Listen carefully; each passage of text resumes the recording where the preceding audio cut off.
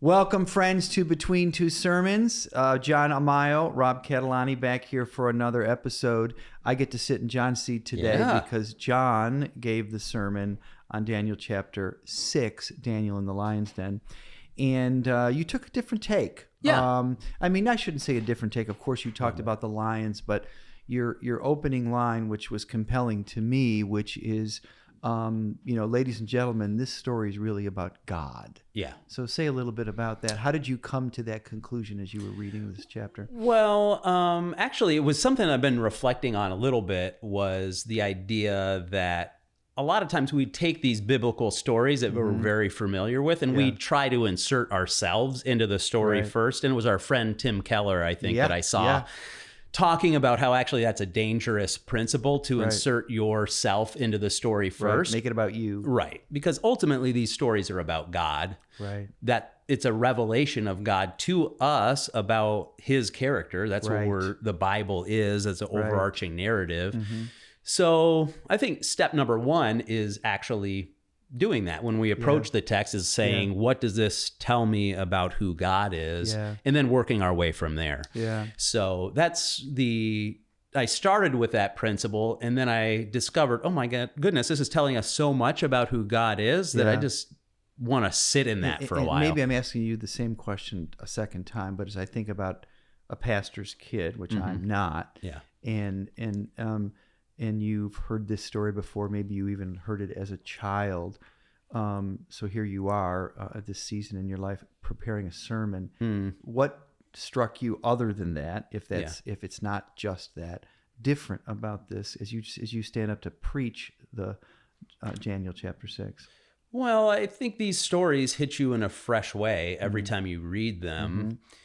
If you're approaching it from a God perspective, you go, how is God doing this in my life right now? Yeah. How does he want to rescue me? If God is a God who rescues, where is he inviting me into experiencing him in that way during this season of my life, whatever season we're in? Right. As we talked about Daniel, going through all of these seasons of his life, by this point, he's in his 80s. Yeah. He's experienced God over the course of a lifetime. He's been faithful to God over the course of a lifetime. And so there's always a new and fresh way that he's invited into experience. I thought one of the striking things in my own study too, but that you really brought out in the beginning of the sermon, was the fact that Daniel was a senior saint. And, probably not even a lot of people even lived that many years. And that really is a standout thing, not only that he lived that long through 3 different kings, as you also mentioned, but what you learn about God, back to your point.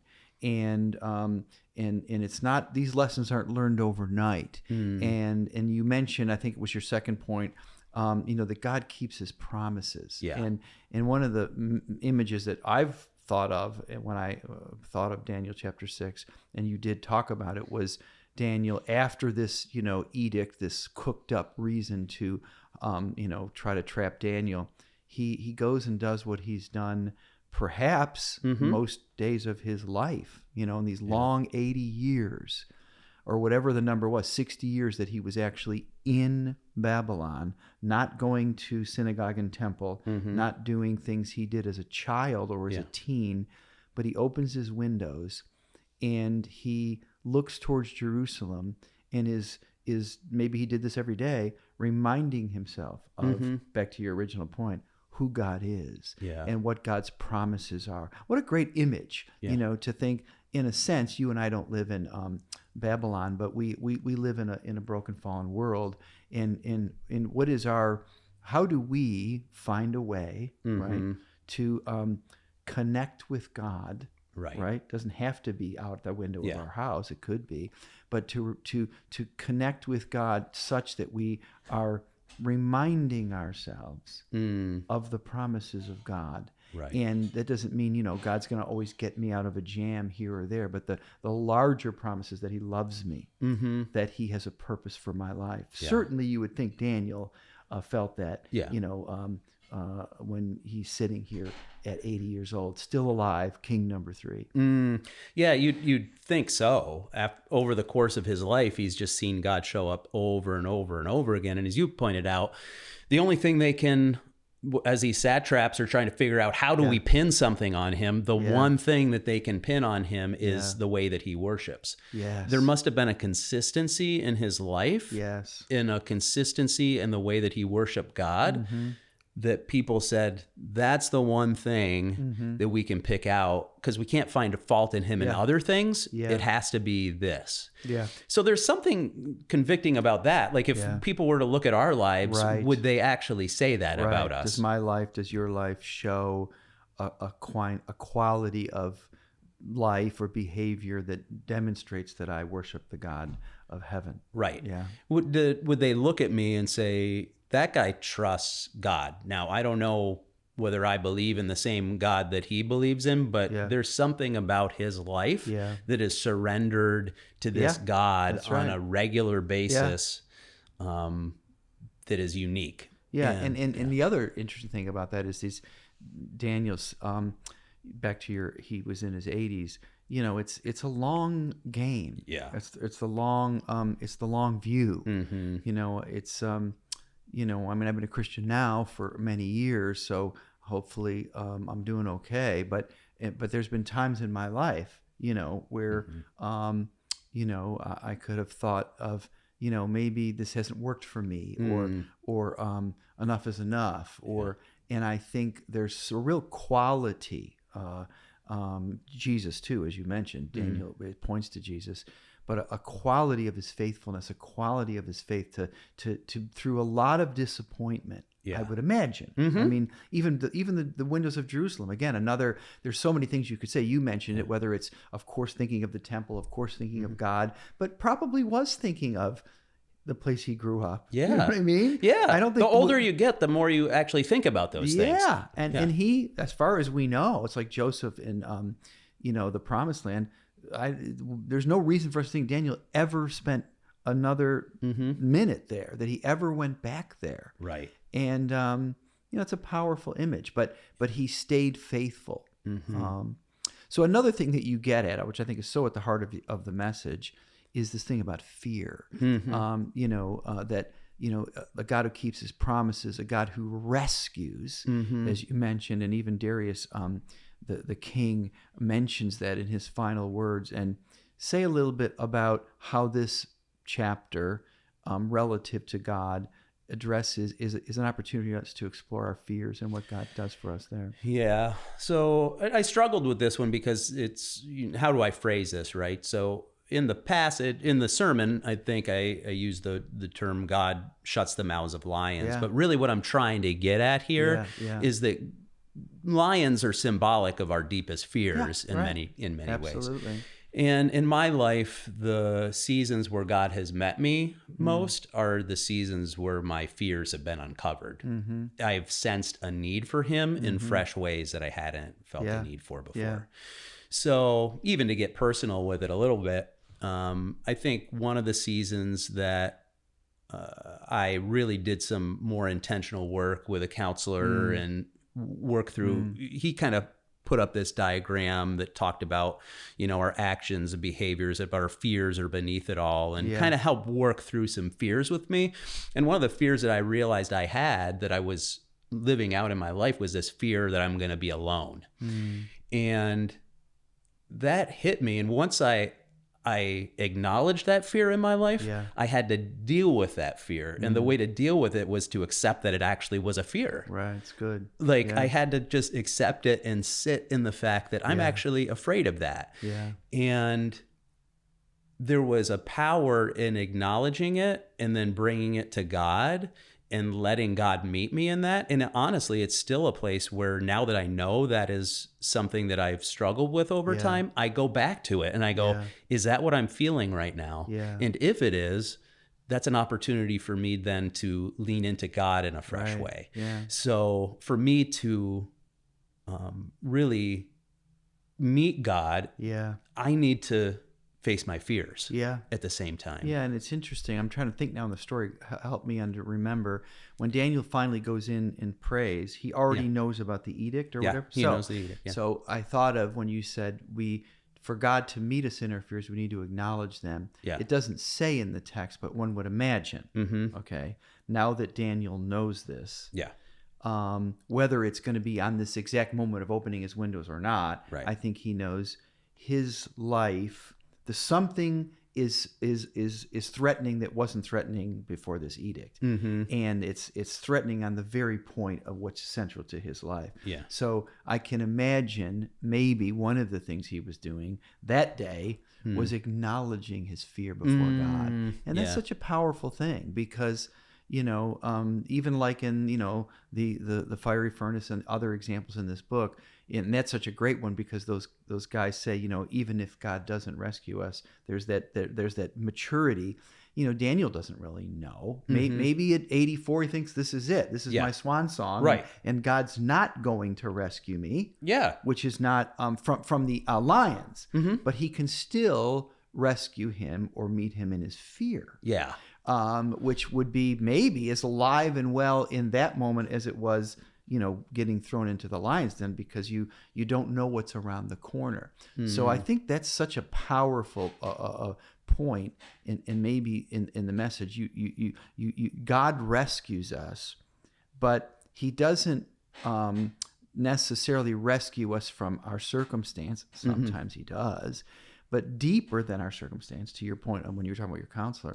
Is from our fears. Yeah. And in a sense, even though it's easier said than done, because we all want to live comfortable lives or safe lives or whatever, we want to live another day, but really my fears, honestly, as I think of my sitting here, do me more harm than my circumstances. It's really my fear. Yeah. And if I could be rescued or helped, strengthened in my fears, how different would my life be if I believed that God would meet me in my fears and He would rescue me maybe from my fears. I like that verse in Isaiah that says, though you walk through the fire, your feet will not, and the waters will not. Yeah. The idea in that passage is God isn't going to take you necessarily out of your troubles, right?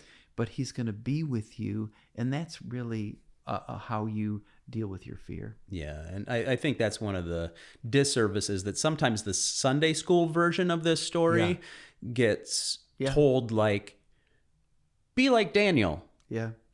Don't fear. Right. Somehow that gets put in there, but it's actually not part of the story. Daniel, I think, probably had fear when he was getting thrown into the lion's den. Yeah. But he had to bring that before God. I think that's a great even point. when you mentioned in the sermon in Jesus, Jesus, the true and better Daniel, or many of the Bible characters, Joseph, others, they are reflections. The whole Bible's about Jesus kind of thing. But Jesus, this is the Garden of Gethsemane. You didn't mention this, but I was thinking of it. Here's the Son of God, okay, even more exemplar than Daniel. There's no question Jesus Christ, our Lord and Savior, in the garden before His arrest, was fearful. Whether those are literal drops of blood or that's a way of saying something, this was a man, the man Christ Jesus, who was fearing in a very real way what was around the corner. Right. And that's both sobering but encouraging because that means our fears are real. We shouldn't pretend that we don't have them. Yeah. And Jesus was kind of doing maybe what Daniel was doing. He was presenting them to God, and of course He says in that prayer, if You can get me out of this, okay. Those weren't His exact words, but should this cup pass, okay. But in mostly, I think, be with me. Yeah. And I think it's a powerful point of this passage. Yeah.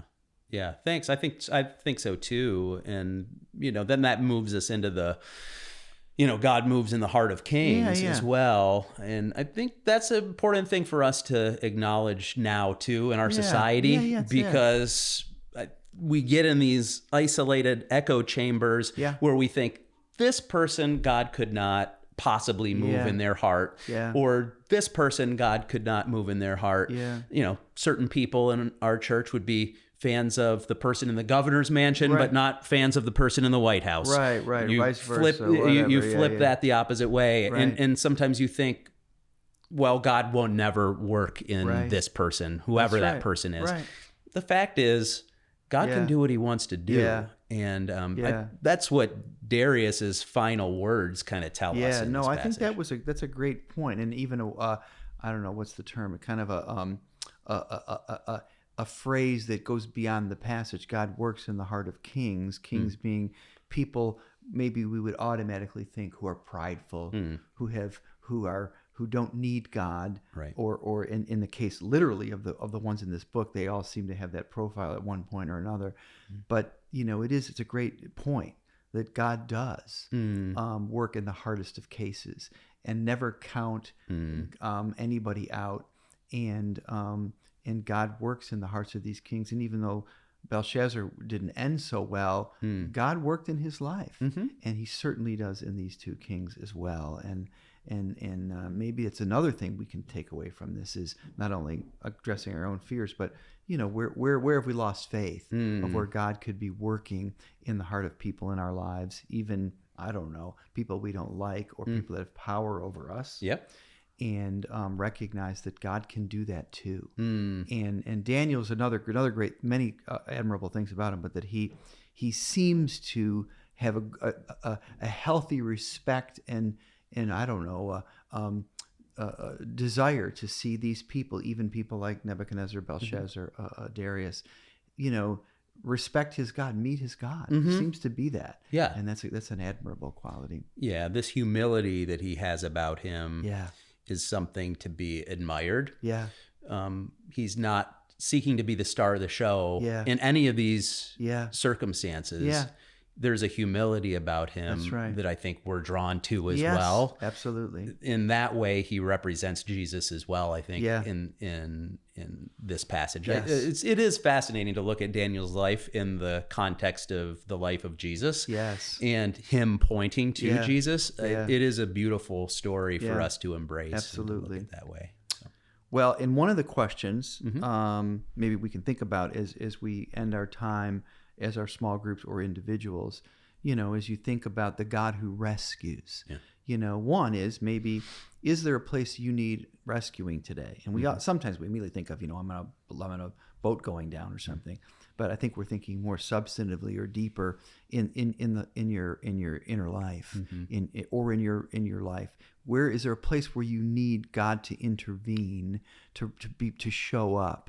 Is there a place you need to be rescued? And make that a prayer, whether you share it with someone, which is a good idea, or with God only. Where do you need to be? Name it, and then are there fears? Is there a fear that is coming to your life, maybe even a controlling fear that you could acknowledge before God? Face your fear, like you had mentioned. Before we can have our fears dealt with, we need to face them. We need to name them.